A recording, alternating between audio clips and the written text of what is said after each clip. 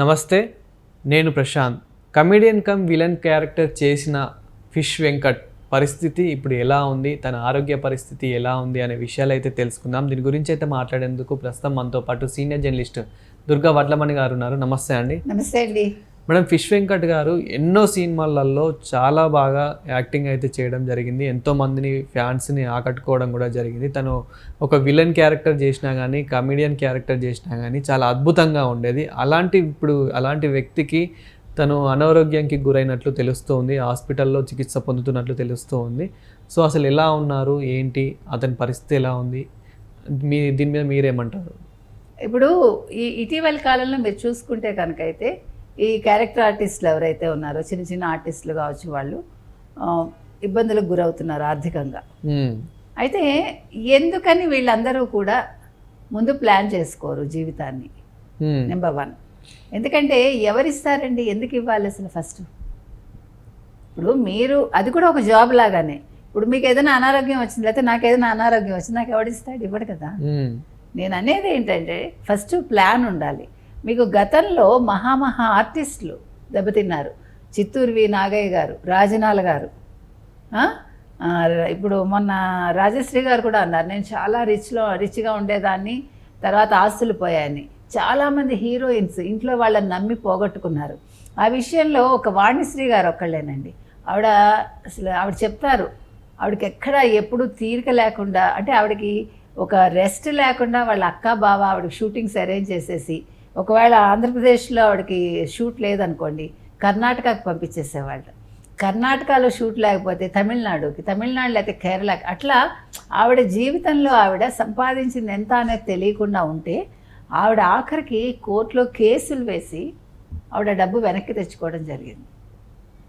ఆవిడ అట్లాగా కాంచన ఎంత పెద్ద హీరోయిన్, ఆవిడ సొంత తల్లి తండ్రి కూతుర్ని మోసం చేస్తే ఆవిడ కోర్టులో పోరాడి ఆ ఆస్తి మొత్తం తెచ్చుకుని ఆవిడ దాన్ని తమిళనాడులో మద్రాసులో ఐ థింక్ వెంకటనారాయణ రోడ్ ఎక్కడో ఏరియా, టీ నగరే మొత్తానికి, తిరుమల తిరుపతి దేవస్థానానికి ఇచ్చేస్తే వాళ్ళు పెద్ద గుడి కట్టారు. అంటే సినిమా ఇండస్ట్రీ అనేది ఒక జాబ్ లాంటిది, జాబ్ కాదు, ఒక బంతుల మీద నడక. ఎప్పుడు పడిపోతారో తెలియదు. అంటే రంగుల బంతుల మీద నడక నాకు తెలిసి. కాబట్టి నేను అనేది ఏంటంటే వీళ్ళందరూ రోగాలు వస్తాయి, కరెక్ట్, ఏం చేయలేం మనం. వాళ్ళ అలవాట్లు అలాగే ఉండొచ్చు కొంతమందికి, అందరికీ అంటారు. సో ఇటీవల కాలంలో ప్రతి వాళ్ళు పవన్ కళ్యాణ్ మీద పడుతున్నారు, ముఖ్యంగా మెగా ఫ్యామిలీ మీద పడుతున్నారు. పొన్నంబళానికి ఆ మధ్యన బాగలేకపోతే 40 లక్షలు ఇచ్చి ఆయన వైద్యం చేయించారు. మళ్ళీ ఇప్పుడు అతను హాస్పిటల్ అడ్మిట్ అయ్యి మళ్ళీ చిరంజీవిని అడుగుతున్నారు మీరే దిక్కని.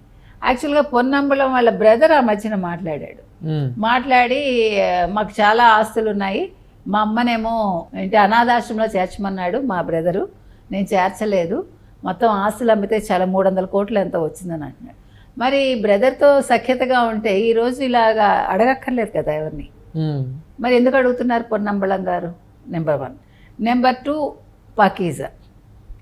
పాకీజా కూడా నేను అడుక్కునే స్థితికి వచ్చాను, నాకు హెల్ప్ చేయండి అంటే మా పవన్ కళ్యాణ్ గారిని అడిగితే పవన్ కళ్యాణ్ గారు మొన్న ఆర్థిక సాయం చేశారు.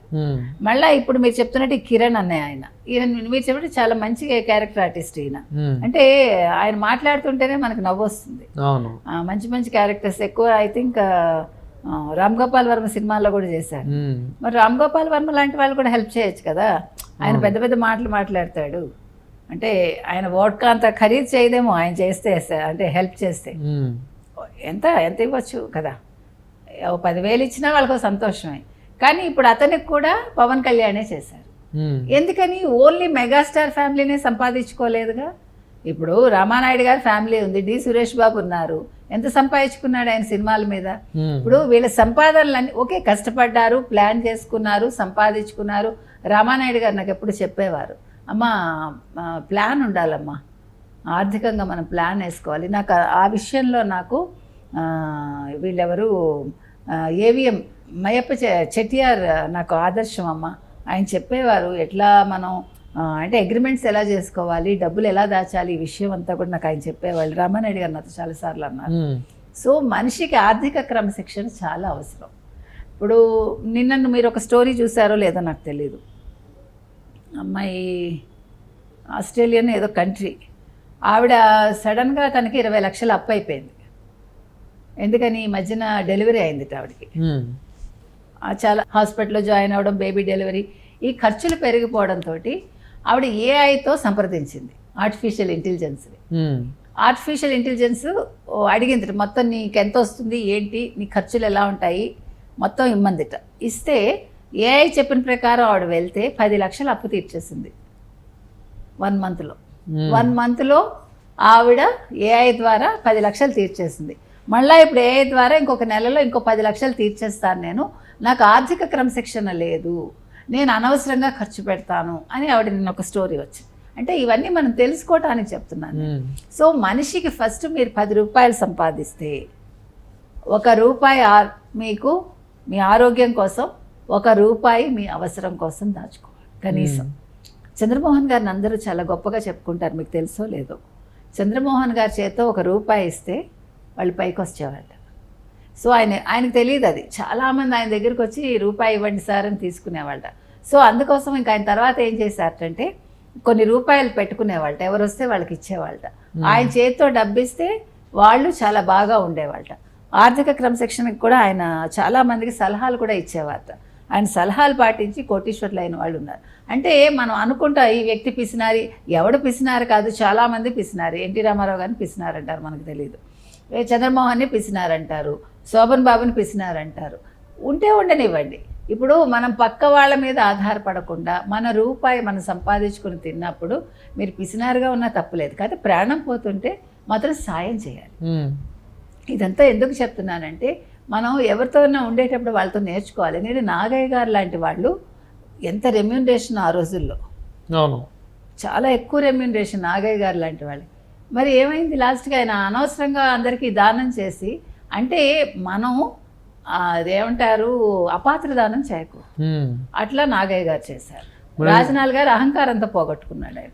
ఇప్పుడు ఫిష్ వెంకట్ గారు ఏమని కోరుతున్నారంటే, చాలా అంటే ఓన్లీ సినీ ఇండస్ట్రీనే కాదు, ఈ వీడియో ఎవరు చూసినా కానీ కొంచెం మాకు ఆర్థిక సహాయం చేయండి అనేది తప్పలేదు, చేస్తారండి, చెయ్యాలి కూడా. ఇప్పుడు మనం ఏం చెయ్యొద్దని అంటలేదు, కాకపోతే ఇవన్నీ కనువిప్పు కావాలి అంటున్నా. చిన్న చిన్న యాక్టర్స్కి ఇవన్నీ కనువిప్పు కావాలి. ఇప్పుడు నన్ను ఎవడో ఎందుకండి అంత దాకా ఎందుకు? ఇప్పుడు పిల్లల్ని పెంచి పెద్ద చేస్తున్నాము తల్లిదండ్రులుగా, మనం వాళ్ళు మన రేపొద్దున చూడాలి అని పెంచకూడదు. అది నేను చెప్తున్నా. రేపొద్దున్న నా చివరి రోజులు వీళ్ళతో వెళ్ళాలి అనుకుని ఏ తల్లి తండ్రి పిల్లల్ని పెంచకూడదు, ఆర్థికంగా వాళ్ళ మీద ఆధారపడకూడదు.